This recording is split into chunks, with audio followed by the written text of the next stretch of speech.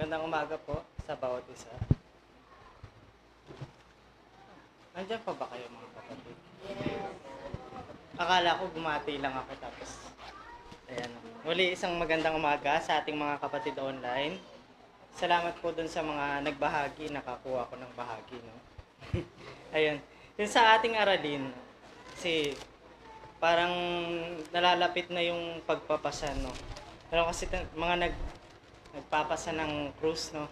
Ito yung kapanahunan na gano'n. No? Pero dito sa atin, pag-aaral. No? Ayan, sabi, bawat tao daw, sabi ganun sa 6:5 ng Galatia, sapagkat ang bawat tao ay magpapasa ng kanyang sariling pasan.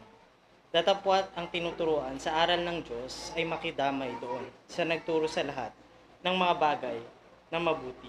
So merong nagtuturo ng bagay na mabuti. Yun yung dadamayan natin. At doon din tayo kukuha ng ating pagtatalakay sa umagang ito.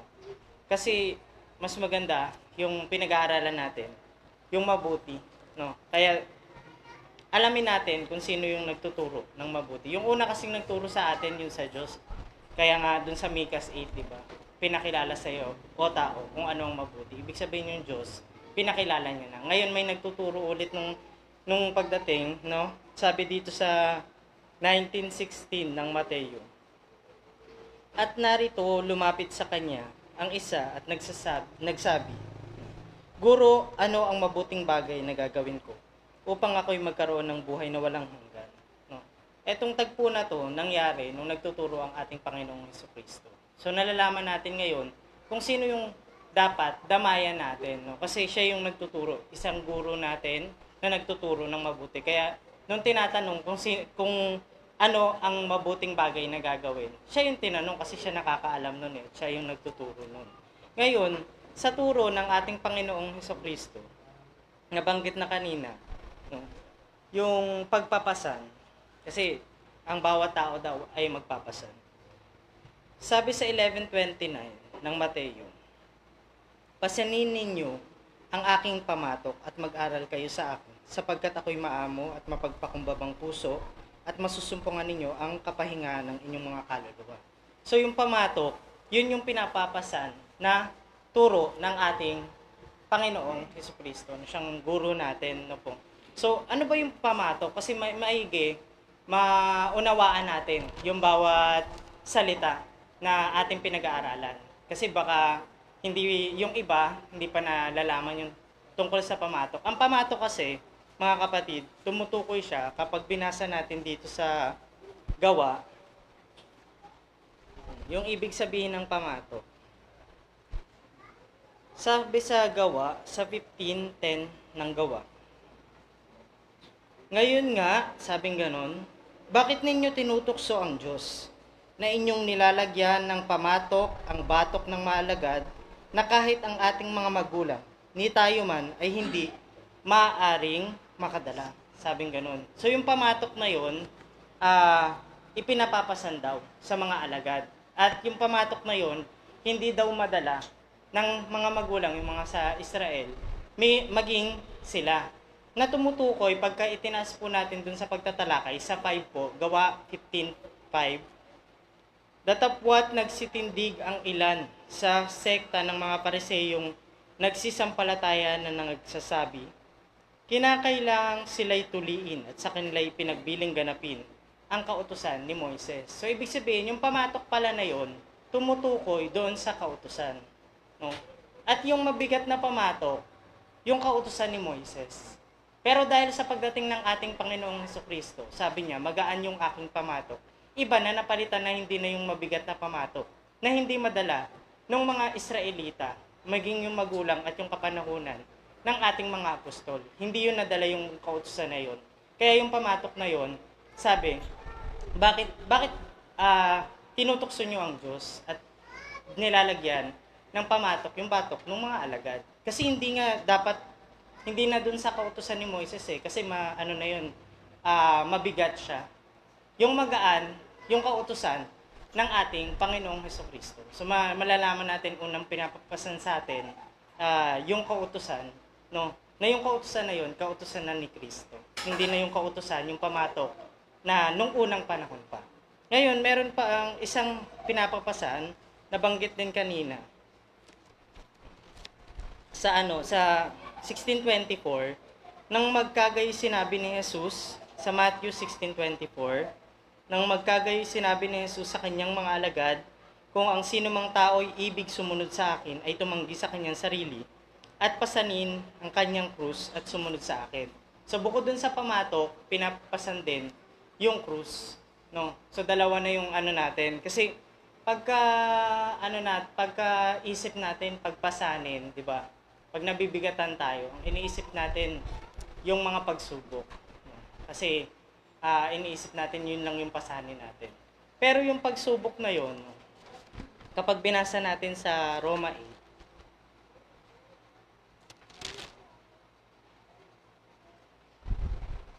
8:20 ng Roma, sapagkat ang buong nilalang ay nasakop, sa 22 na lang pala.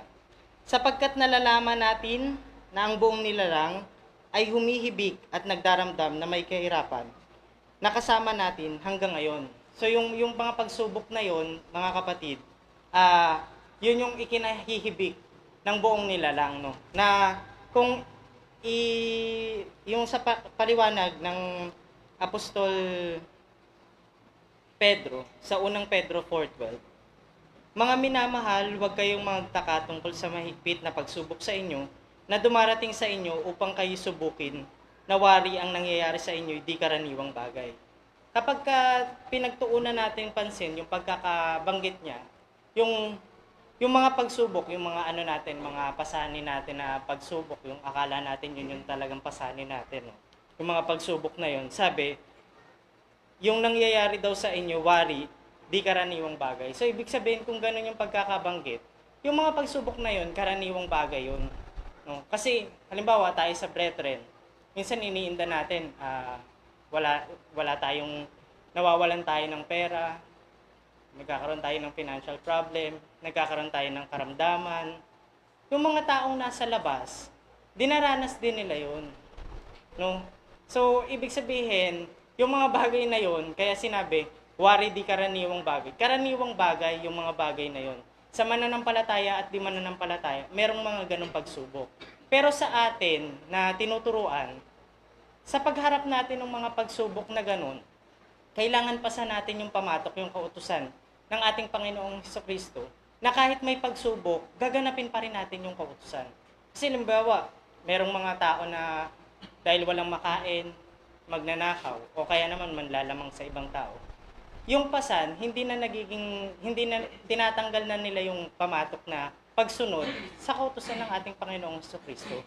Pero tayo, dahil kahit may pagsubok tayo, nandoon pa rin sa puso natin yung pagganap ng mga kautusan na itinuro sa atin. Hindi natin inaalis yung pasanin na yun. Kaya sinabi, bawat tao magpapasan. So kahit may pagsubok ka sa panahong ito, yung pamatok dapat nakapatong pa rin yun sa'yo. Pasan-pasan mo pa rin yun.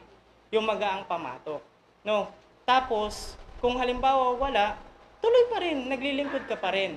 Pero nagkakaroon kasi ng pagkakataon, halimbawa, na dumadaan sa pagsubok. Minsan hindi na nakakadalo ng gawain kasi may pagsubok, nahihirapan, na nabibisi sa pagtatrabaho, paghahanap buhay. Ano yung obligasyon natin, no, bilang mananampalataya sa pagpasan ng pamatok? Una, kung ating itataas yung ating pinag-aaralan, sabi dito sa 6, Galatia 6:1 and 2. Mga kapatid, kung sino man ay masumpungan sa anumang pagsuway, kayong mga sa espiritu ay inyong papanumbalikin ng gayon sa espiritu ng kahinhinan, na inyong pagwariin ang inyong sarili, baka ikaw naman ay matukso. Mangagdalahan kayo ng mga pasanin ng isa't isa, at tuparin ninyong gayon ng kautusan ni Kristo. So kung hindi na siya nakakatupad nung mga ganong bagay na paglilingkod o yung kautusan ng ating Panginoong sa Kristo, ang sabi, papaalalahanan natin sila. Isa yun sa pagpasan. Hindi yun yung kabuuan na pagpasan. Halimbawa, yung isang kapatid, kinakapo siya, so wala siyang pamasahe. No? Ang nangyayari, syempre papaalalahanan natin, hindi na siya nakakadalo ng gawain, papaalalahanan natin. Pero isa lang 'yon na kumbaga part lang siya, portion lang siya nung pagpasa. Ngayon kung meron gaya ng sinabi ng ating kapatid na Grace, kung nasa atin naman yung kaparaanan, itutulong din natin kasi part din 'yun ng pagpasan, nung kanyang pasanin. Para yung pagtupad niya, pagganap niya sa kautusan ng ating Panginoong Kristo, nandoon pa rin. No? So yun yung pasanin na iniatang sa bawat isa sa atin na tayo magtutulungan sa bagay na yun. Ngayon, dun sa ano natin, sa tinalakay natin, bukod dun sa pamatok, yung krus, no? Pag pinag-aralan po kasi natin, yung tungkol sa krus, kung ano yung nilalaman nun, sa unang Pedro, tinalakay yung tungkol sa nilalaman ng krus. Sa 2:24 ng unang Pedro. Sabi dito, yung krus ng ating Panginoon, na siya rin ang nagdala ng ating mga kasalanan sa kanyang katawan sa ibabaw ng kahoy upang pagkamatay natin sa mga kasalanan ay mga buhay tayo sa katwiran na dahil sa kanyang mga sugat ay nangagsigaling kayo. So yung bagay na krus, ang nilalaman pala nun, ang representasyon pala nun, kung sa ating pagbasa, yung ating kasalanan, nandoon yun sa krus ng ating Panginoong Kristo na pinasan niya. Kaya tayo nawala ng kasalanan kasi yung mga kasalanan natin, pagkakasala natin, inilagay doon. Binata, dinala ng ating Panginoong Kristo. So ganun siya, no? Kaya nga sabi dun sa Hebreo 12:1, di ba? Itabi ninyong, paano ba yung pagkakabanggit?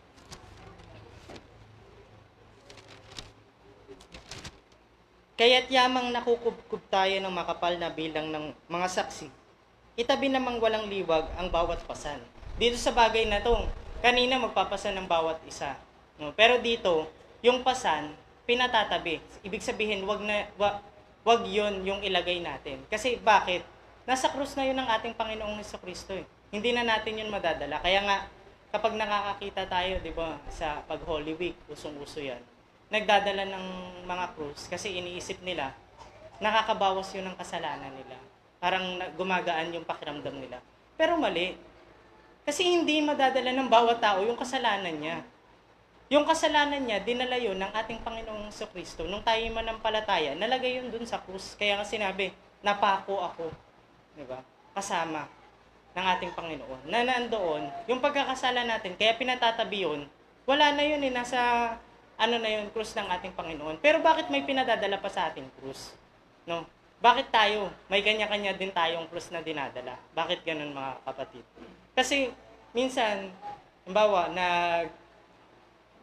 nagkakaroon tayo ng pagsubok. Tapos, gumaganap tayo na pilit natin na kahit may pagsubok, makaganap tayo ng kautusan ng ating Panginoong Kristo.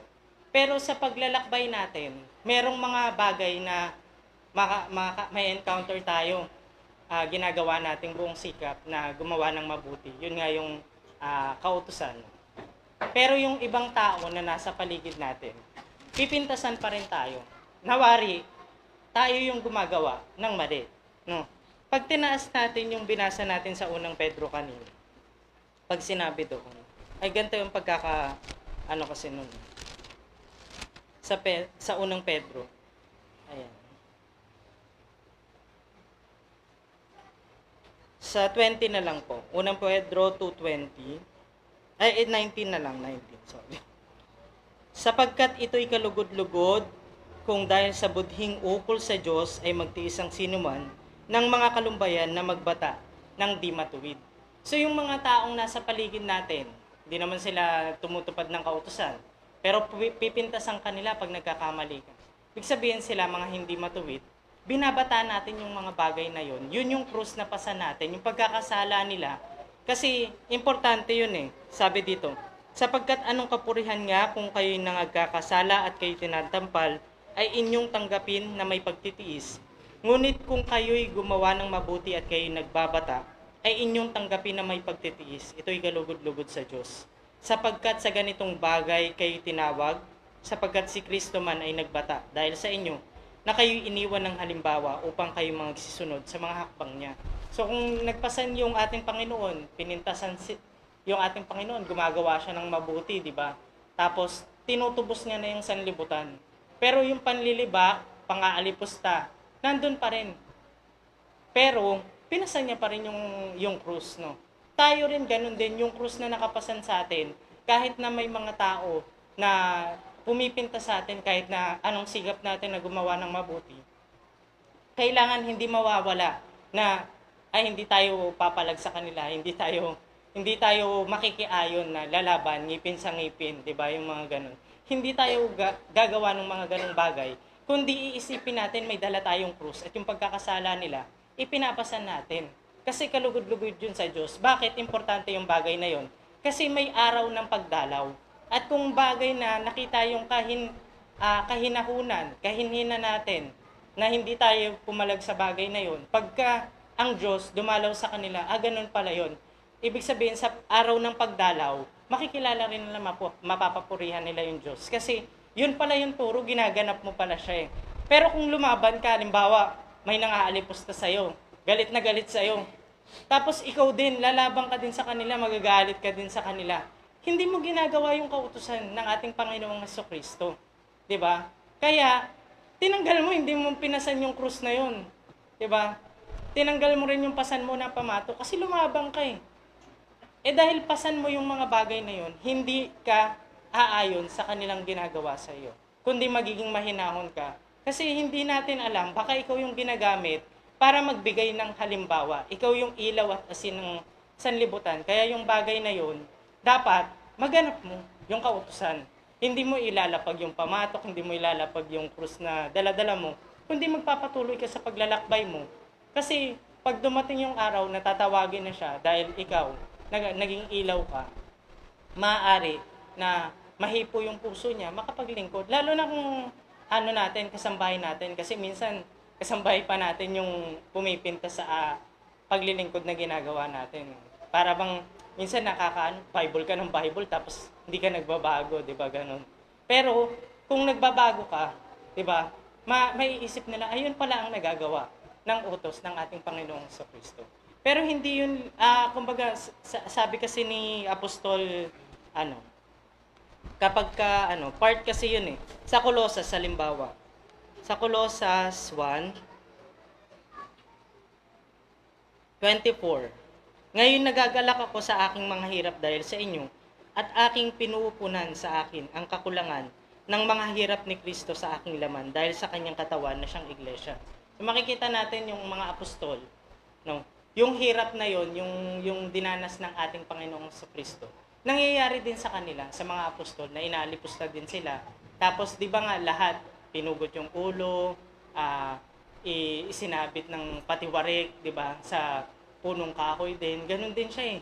No, dinaranas din nila, kaya pinupunan, no, yung hirap ni Kristo. Kasi ngayon, hindi na nila nakita yung mga henerasyon natin, no, yung mga nag-aalipusta, yung mga ayaw rin manampalataya sa ating Panginoong Kristo.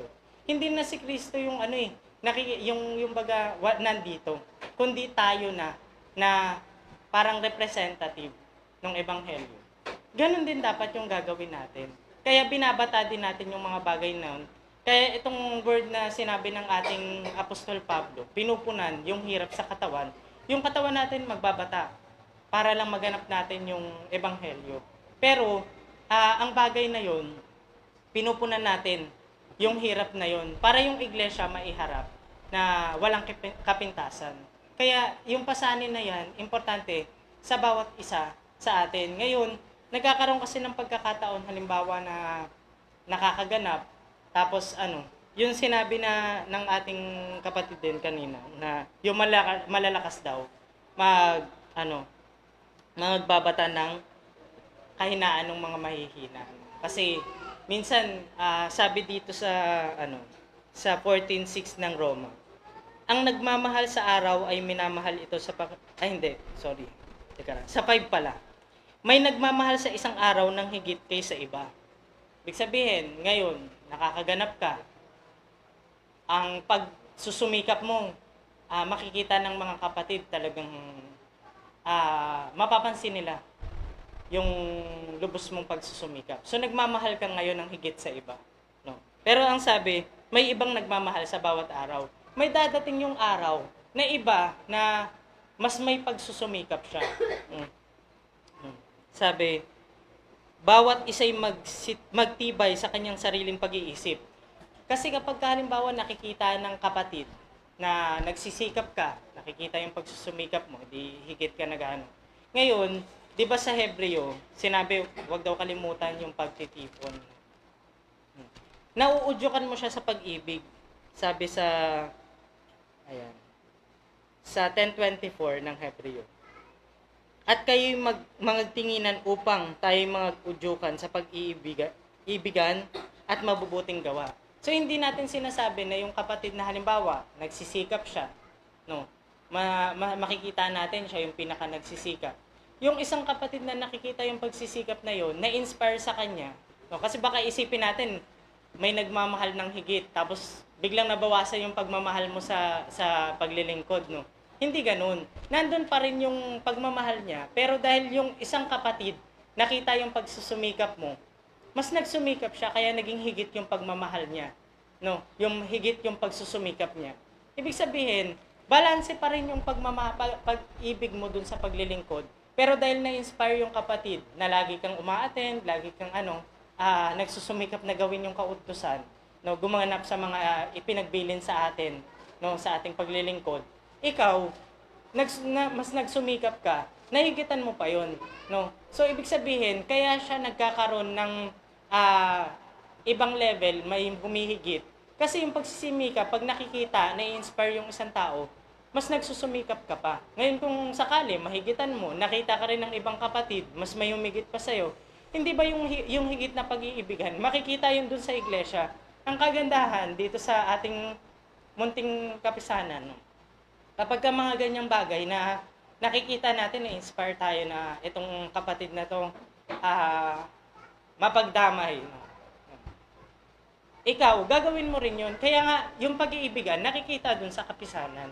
Hindi yung katulad ng iba na dumalo, tapos yung hindi dumalo, hindi na rin napansin, di ba?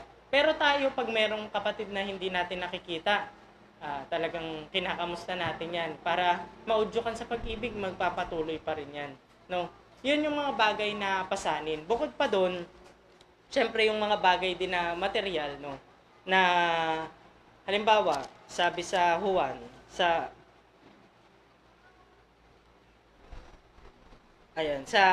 ikatlong buwan, sa 7. Sapagkat dahil sa pangalan, ito yung sinasabi natin, yung pangalan na yun, yung pangalan ng ating Panginoong Jesucristo. So yun yung nagtuturo ng mabuting bagay, no? Dahil sa pangalan ay nangagsiyaon sila na walang kinuhang anuman sa mga hintil. So wala silang kinuha sa mga hintil. Nasaan yung pangangailangan nila? Sabi dito, nararapat nga nating tanggaping mabuti ang mga gayon upang tayo'y maging kasama sa paggawa sa katotohanan. So nakikita natin yung pagpapatuloy, halimbawa, may mga kapatid tayo na nagsusumikap, minsan nawala ng trabaho yung mga bagay na yun, katulad ng ating kapatid na Elmer nung 'di ba, nung mga panahon na bago siya mawala. Nawala na siya ng ng hanap buhay, no. Yung mga bagay na pagtulong sa kanya, 'di ba? Nandoon yung mga kapatid para dumamay. Nakakaramay sila doon sa paggawa ng katotohanan. Yun yung pasanin na dahil sa pangalan, ginawa yun ng ating kapatid at nung time na nangailangan na siya, pinatuloy siya ng kapatid, ng mga kapatid. Ayon sa pangangailangan niya, tulong-tulong ang bawat isa, no, para masuportahan yung mga ganong kapatid. Nagiging karamay doon sa paggawa na ayon sa katotohanan. Na isang halimbawa na ipinagkaloob sa atin dito sa banal na kasulatan. Kaya yung atin, no, patuloy tayong nagdadalahan ng pasanin ng isa't isa kasi minsan malakas ka, minsan mahina, ganun.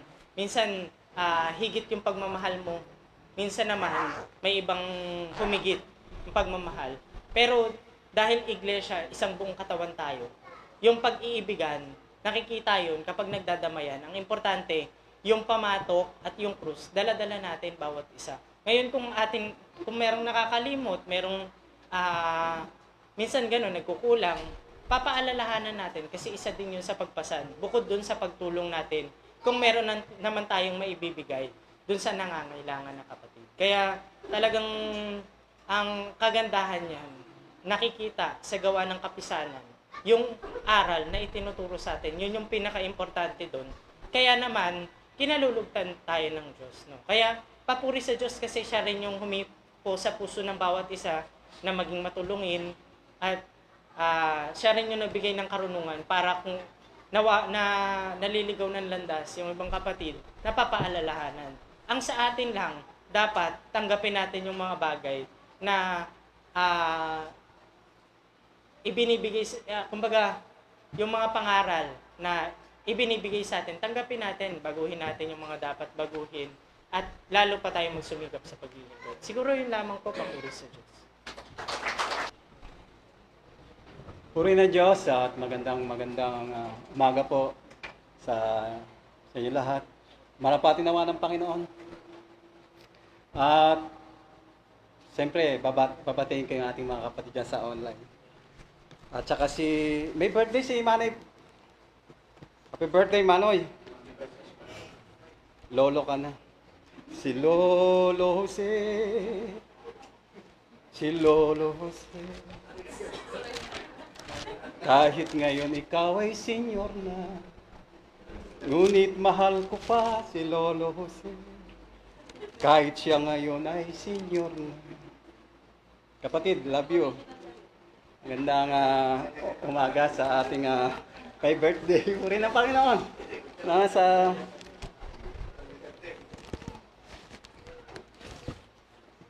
Ang bawat tao, sinasabi, no, kahit hindi nga Kristiyano, no, may mga pasanin silang tinataglay. Na minsan na nagbibigay ng bigat. Karamihan kasi, ang pasan kasi, iba, minsan sa balikat eh. May alam ako na nagpapasan, pinapasan yung may tenga, may mata, pinapasan nila. Ang bigat-bigat, ang dami nila, pinapasan nila eh. Ano yung, sabi sa 46, parang ito yun eh. Ilan ko lang, no? Kasi buhat eh. Anong pagkakaiba ng pinapasan tsaka yung binubuhat? Pares ba sila? Yung mga weightlifting na binubuhat ng gano'n. Yung pasan, iba't ibang kategorya ang pagpasan. Ano? Sabi doon sa 46, 7, pinapasan nila siya sa balikat. Dinadala nila siya at inilalagay siya sa kanyang dako. At siya'y nakatayo. Mula sa kanyang dako ay hindi siya makikilos. Oo, may dadaing sa kanya, gayon may hindi siya makasasagot o makapagliligtas man sa kanya, sa kanyang kabagabagan. Minsan, yung mga tao, mahilig, pinapasan na nga nila, dadalhin kung saan nilang dapat lagyan, nilalagyan ng bulaklak, pagkatapos, doon sila hihiling. Samantalang binuhat nila yon. Isang dalahin, dapat makilala ng mga tao na hindi siya. Kasi ang Diyos natin, sabi doon sa 32, hindi siya Diyos. No? Sabi sa Deuteronomy, basa lang po ako ng ilang mga talata. Sa 32, 39,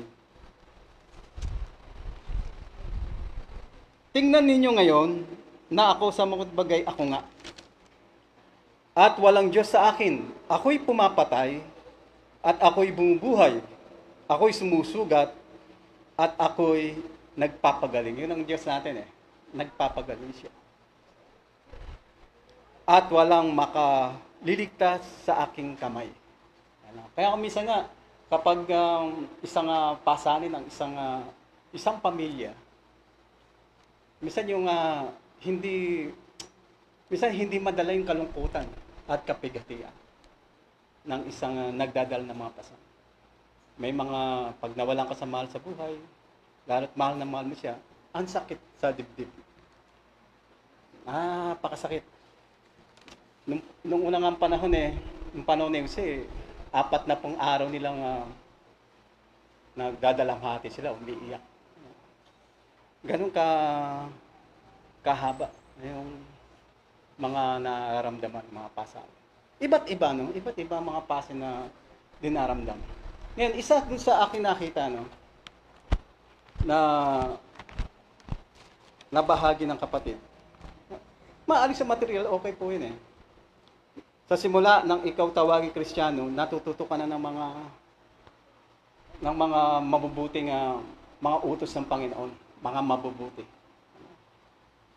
Minsan sa isang dalahin lalo sa ating pag-aaral, kung napansin niyo yung number 6, datapat ang tinuturuan ng aral ng Diyos, nakikidamay doon sa nagtuturo sa lahat ng mga bagay na mabuti.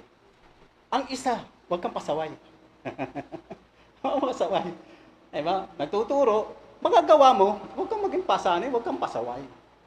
Number 1 yun. Nung panahon ni Moises, na nabigat ang tungkulin na kanyang dinadala. Na sinasabi doon sa chapter 11, na yung inalis doon sa Ehipto, yung mga Israel, 600,000. No. Ito sila, bagamat ginawa silang mga alipin, pero sa kabila ng kanilang pagkaalipin, anumang bagay na kanilang gusto, nakakain nila. May isang tagpo na itong mga ito'y umangal na. Mabuti pa sa doon na kami sa Ehipto, kumakain kami ng mga pipino.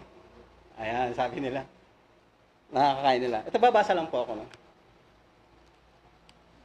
At sinabi ni Moises sa 11:11 ng bilang, at sinabi ni Moises sa Panginoon, bakit mo ginawan ng masama ang iyong lingkod?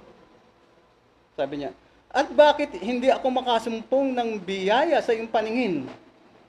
At iyong iniatang sa akin ang pasan ng buong bayang ito. Diba? Naging pasaan niya kasi, kada problema, siya ngayon mag-aayos, siya mag-ahatol. Yun ang ilang bagay na nangyari doon sa Exodo.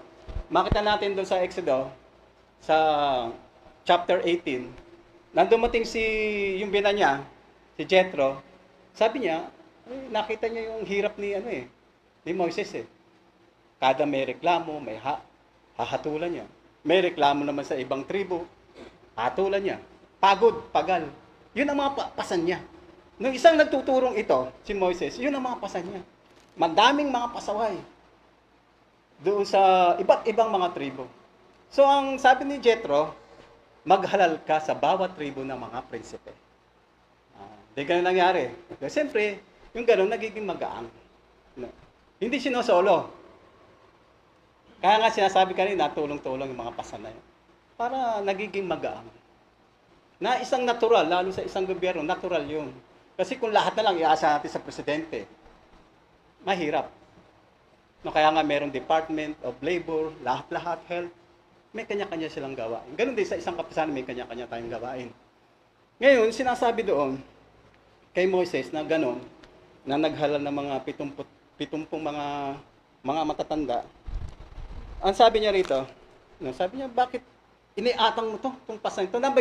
Napakabigat. Kasi nga, mabigat na isang pasanin na ganito. Lalo't napakarami nito ng mga pasaway. No?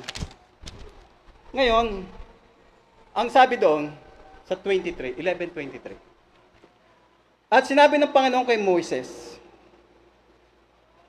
umikli na ba kaya ang kamay ng Panginoon? Ngayon, makikita mo kung aking salita ay matutupad sa iyo o hindi. Kaya pag ganun mga sitwasyon, sa Panginoon ka lalapit. Yun yung sinasabi kanina doon sa 68 ng awit. Ito pa. At saka nabanggit yung isa 55:22. No? 68 ng awit. 68:19, purihin ang Panginoon na nagpapasan araw-araw ng aming pasan. Ibigay mo sa Panginoon ang mga pasanin. Yung mga nabibigtang lubha, ibigay mo sa Panginoon. Samot bagay ang Diyos na siyang aming kaligtasan. Ibigay natin sa Panginoon. Kaya nga, isang talata dun sa 12. Tingnan niyo po ha. Yung binanggit dito, sa 12. Ang ganda na to eh. Kaya't yamang nakukubkub tayo ng makapal na bilang ng mga saksi, itabi namang walang liwag ang bawat pasan. At ang pagkakasalang pumipigil sa atin at ating takbuhin na may pagtitiis, ang takbuhin iniligay sa harapan natin. Bisa sa ating pagtakbo, marami tayong pasan, napakahirap tumakbo. Napakahirap sumunod kapag marami tayong pasan sa buhay. Yung mga tungkulin natin, bisa na ano natin na ipagpapalit. Dahil sa pag-intindi doon sa mga pasan natin. Alalahanin natin, no? Sa isang pangyayari, sa paglalayag, tignan mo yung paglalayag, tignan natin, no? Kapag inabot sila ng bagyo o kung anumang sakuna, ang unang ginagawa ng mga tao doon, lahat ng magbibigat nilang gamit para makasurvive sila, makarating sila sa paroroonan nila, inaalis yung mga mabibigat. Inaalis nila yon. Makagamitan nila, ba ito mahalagang, itong maleta ko, itong napakalaga, ang gaganda ng mga damit ko rito. Tinatapon nila. Hinahagis. Para gumagaan. Kayamanan, inaalis nila. Para lang makasurvive. Ganun din sa atin, ano? Sa paglilingkod na ito, minsan na-stress tayo. Kung ano-ano, aalisin natin. Ano-ano yung mga inaalis natin? Yung ating mga dalahin. Upang makapaglingkod at makapagpatuloy tayo. Nagkakaroon ka ba ng puot? Ng galit? Kunyari, yung kapitbahay mo, napupuot sa iyo. Laging inaasar. Ikaw rin. Bagamat hindi ka sumasagot, pero meron ka sa dala-dala sa dibdib. Oo, galit. Aalisin natin yun sa pagtakbo. Alisin natin yun para makalakad tayo. Kasi bunga ng, ng laman pananaghili. Aalisin natin yun sa pagtakbo. Buti ng bahay ko, nakapagpatayo na ng bahay. Ako, eto pa rin. Ako, nang naglilingkod, wala pa rin. Aalisin natin yun. Para makausad tayo. Pananaghili. Alisin natin yun. Masamang akala. Alisin natin yun. Kasi lagi na lang masamang akala. Ito na naman, nagpupukan na naman sila. Ako na naman. Ako pinag-usapan nyo. Aalisin natin yun. Kasi hindi ka makakalakad. Aalis ka pupunta ka sa iyong parang hindi ka makakalakad. Pambira, napitak na naman yung pinainisan ko. Pinag-uusapan na naman ako. Ganun na naman yun. Paano ka makakausad kung lahat na lang ng bagay iintindihin natin? Hindi ka makausad. Yung mga mapagkatha, aalisin natin yun para makausad tayo sa paglilingkod. Aalisin natin yun. Gagaan yung ating paglakad. Anumang mabigat na bagay na dala-dalahin natin, aalisin natin yun. Para makapaglingkod tayo ng may katapatan sa Diyos. Kasi binigyan tayo ng mga atang. Nabigyan tayo, doon tayo. Magiging kapanatagan. Yun sinasabi ng krus ay hindi karapat dapat sa akin yung pagpasan ng krus. Yun tungkulin natin. Yun ang kailangan mangibabaw sa atin. Hindi na yung mga bagay na ganito. Straight go, straight tayo. Hindi lang sa mga material na mga bagay. Katotohanan talaga, natututo tayo sa mga material na mga bagay. Katunayan, sa ating pag-aaral, ito ang kadalasan na inihahayag kapag mayroong nagpapahayag. Mga pastor. Mga pastor, ito yung sinasabi nila Madalas ko itong naririnig sa mga pagtatalumpati at pagpapahayag nila. Katunayan, nakapagtrabaho ako sa ilang church eh. Sa ilang church, nakapagtrabaho po ako niyan. Gumawa ako ng office nila. May tatlong mga pastor doon. So, ang kanilang service, umaga, hapon, gabi. Gabi. Ang nagpapagawa yung pinaka-diakono nila, boss. Watid. Mga diakono nila eh. Diakono niya. So, nababanggit niya, koleksyon sa bawat session, 30,000. Kapag nagpapahayag, nyari, ating kapatid na diakon nagpahayag, meron na kagad collection siyang 30,000. So, tatlo yun. Iba't iba. 90. 90.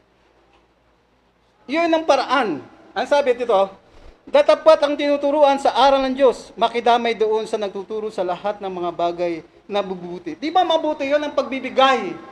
Mabuti yun eh. Sa kanila eh. Magdamay sa kanilang pangangailangan. Minsan, may toka na eh. Tinutokahan ka na. Bilang tungkulin, may toka ka. O ikaw, dito ka sa lugar na ito. Kailangan maabot mo tong 30,000 na ito. Yun ang binabanggit doon sa Mateo. May toka na. Alam natin, controversial to eh. Maliit pa lang, ginagawa na, ginagatasan nila para yung pagdamay sa kanila. Yung pala, pagdamay doon sa mga pangailangan. Ang sabi sa 23 ng Mateo, lahat nga, dito na ako sa 3, lahat nga ng mga bagay na sa inyo ay kanilang ipag-utos, gawin ninyo at ganapin. Datapat huwag kayong magsigawa ng alinsunod sa kanilang mga gawa, sapagkat kanilang sinasabi, hindi nila ginagawa. Oo, sila nga ay nagbibigkis ng mabibigat na pasan at may hirap na dalhin at ipinapasa nila sa mga balikat ng mga tao. Ipinapasa nila. Doon sa mga membro, ganun, ipinapasa nila eh. Datapat ayaw man lamang nilang kilusin ang kanilang darili. Hindi naman kumikilos. Atasan ka. Ando lang sila sa office, sa opisina. Yung sinasabi, kahit na hindi, daliri lang, hindi nila. Sabi ito, hindi man lang kilusin. Datapat ginagawa nila ang lahat ng kanilang mga gawa upang makita ng mga tao. Sapagkat nangagpapalapad sila ng kanilang mga pilekterya, nangagpapalapad ng mga lalayan sa kanilang mga damit. At iniibig nila yung mga pangulong dako sa mga pigingan at mga pangulong luklukan sa mga sinagoga. Ganun sila. Kahit isang daliri, hindi. Kaya nga, imbis na sila ang magpasan, katulad ni Moises, doon sa kanyang mga tupa, sila ngayon ang ginagawang, sila ngayon yung pasanin. Nagiging pasanin sila dahil sa ganito. No? Ang pag-aabuloy ay huwag niyong kalilimutan sapagkat ito'y kalugod-lugod sa Diyos. Hindi nila pinapaliwalag na maayos. Ikaw naman, mag-aabuloy ka ngayon. Di ba? Aabuloy ka. Ito'y kalugod-lugod sa Diyos. Aabuloy ka ngayon. Pataasan ngayon. Hindi nila sinasabi, yung pala, hindi pala pag-aabuloy yun, kundi to share, to communicate. Ganyan lang sinasabi. Kaya nga, sabi ni Apostol Pablo, sa chapter 9, ng unang Korinto,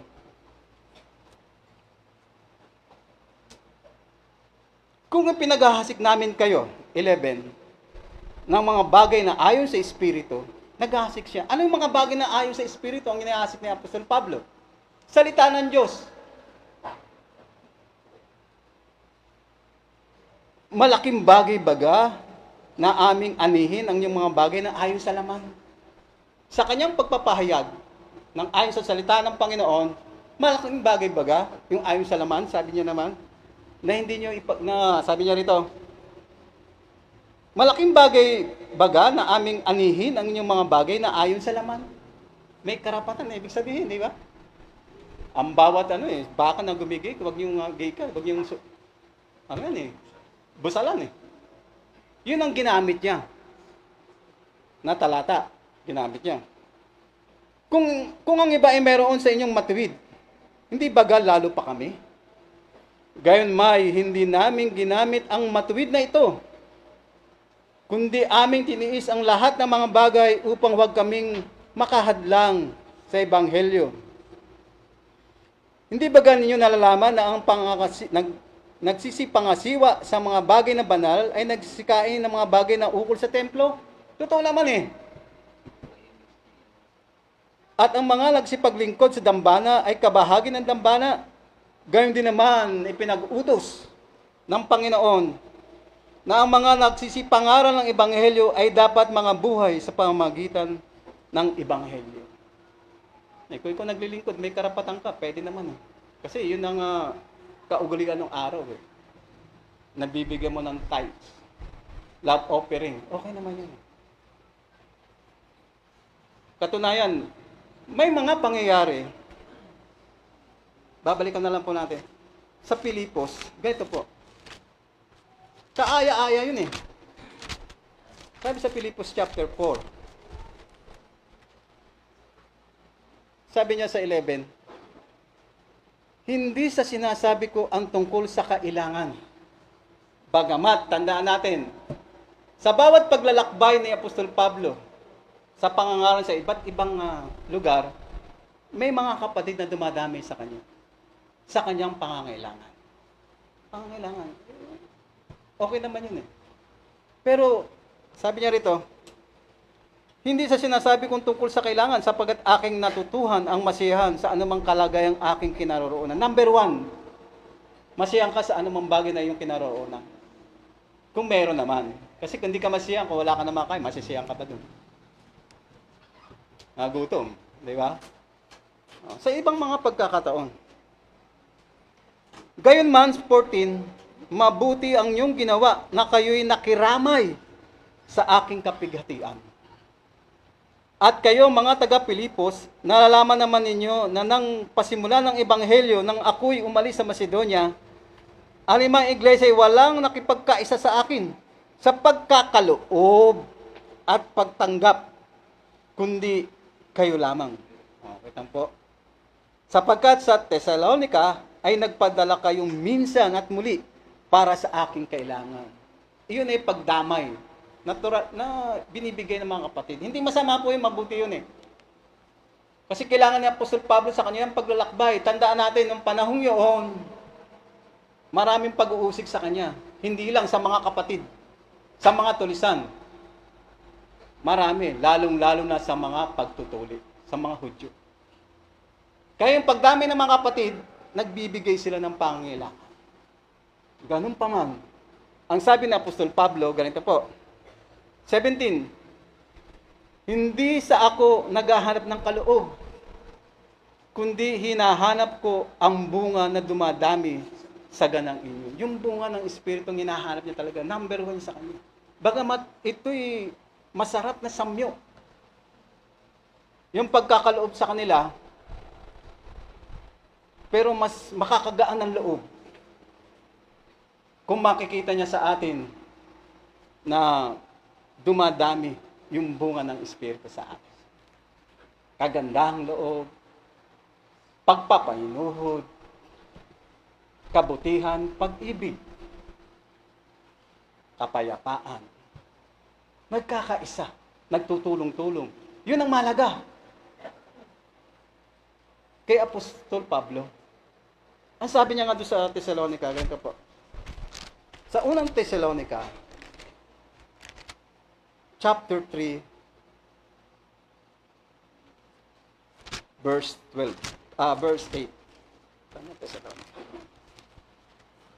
Sabi niya ganito, nang makita niya yung pananampalataya ng mga taga-Thessalonica. Nakita niyo yun, no? Kaya ninanais niya ng makapunta roon at makita yung mga kapatid na natuwa siya kung paanong sa kabila ng pag-uusig na naranasan ng mga kapatid natin Hudyo, Kasi may mga mananampalataya doon sa Jerusalem. Ibig sabihin, itong mga taga-Salo, inuusig din sila. Ganun din. Pero nanatili sila. Hindi na inintindi. Nanatili sila at sumulong sa pananampalataya. Hindi sila tinag ng mga pag-uusig na ginawa sa kanila. Kaya natuwa si Apostol Pablo.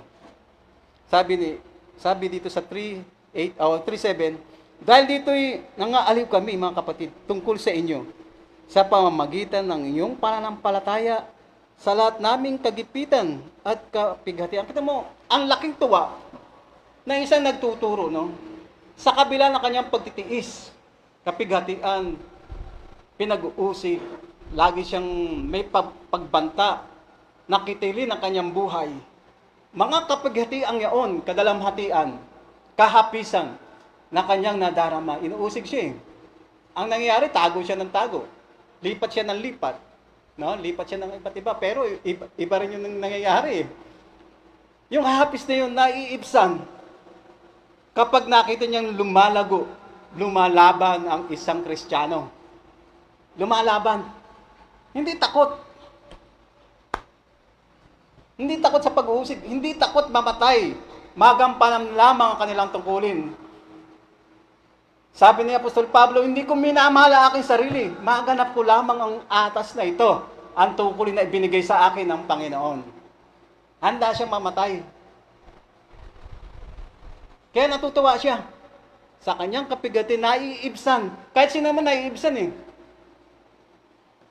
Kahit na napakasimple lang, simple lang. Naiibsan mo pa. Ikaw eh, minsan nga, pag nakaratay ka na sa higaan, naiibsan yun.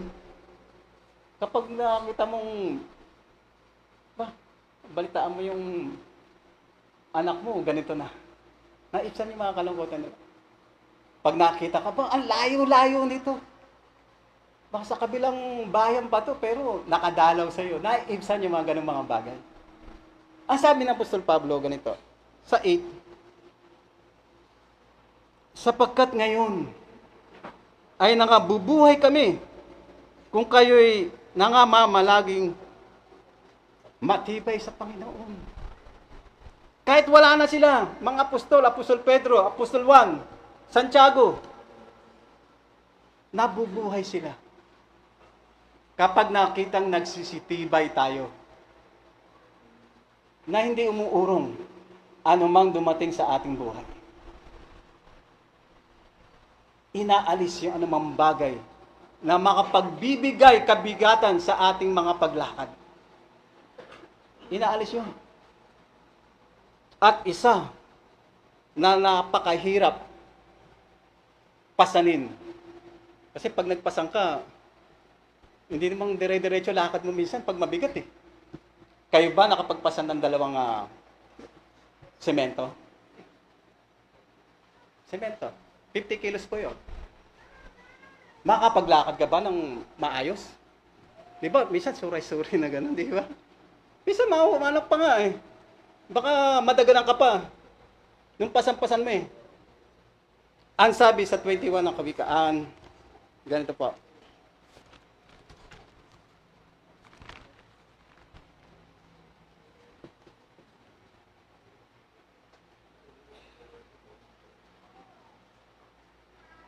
Wag naman sana. Wag sana.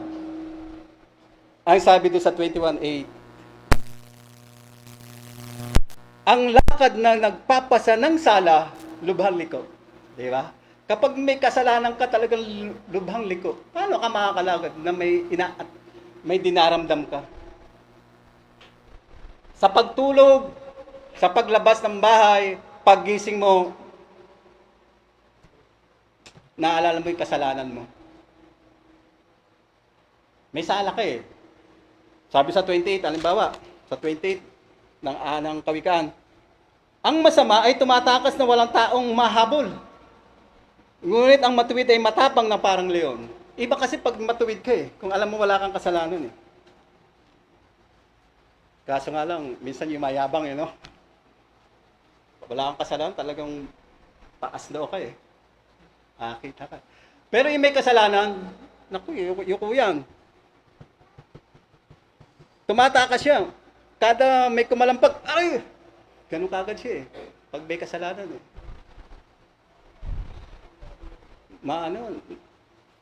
Kinakabahan lagi. Di ba? Yun lang, wag natin yung sala. Kasi nga, liko. Magiging liko ang iyong lakad kapag may kasalanan. Ang sabi ng Panginoon sa mga taga-Israel noon,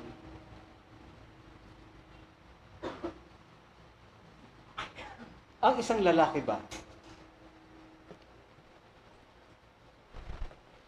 iibigin niya ba ang kanyang asawa kung ito'y nangalo niya na? Tanda niya po sa Israel, di ba? Hindi na. Gagawa na niya ng kasulatan ng paghihiwalay. Pero ang sabi ng Panginoon, manumbalik ka lamang. Hugasan mo. Kita'y tatanggapin. Manumbalik ka lamang. Huwag uurong sapagkat ang umuurong ay hindi kalulugdan ng aking kaluluwa. Tandaan natin yan, huwag kang umurong. May Panginoon tayo. Ang bawat tao ay luluhod sa harap ng Panginoon. Tandaan natin yan. Haharap tayo. Kung yun ang mindset natin, lahat naman tayo luluhod. Ang Panginoon nakakaalam ng mga bagay na ito. Siya nakakita ng bawat gawa, ng bawat isa. Makita lamang sa atin yung pagdadamayan. Alin yun? Nabanggit kanina. Magdalahan tayo. Hindi lang isa, bagamat bawat isa may dalahin. Bawat isa may pasanin. Pero bakit parang kontradiksyon? Magdalahan kayo sa isa't isa. At tuparin ninyong gayon ang utos ni Kristo. Ibig sabihin, hindi lang pala sa ating sarili, kundi sa ating kapwa. Higit sa ating kapananampalataya. Umiral lagi ang kainahunan, pagpapainuhod. Higit sa lahat, huwag mong kalilimutan ang pag-ibig sa isa't isa. Ang pag-ibig sa kapatid. Puri ng Diyos, magandang umaga po. Luwalhatian ng Panginoon. Salamat po. At happy birthday, Senyor Kana.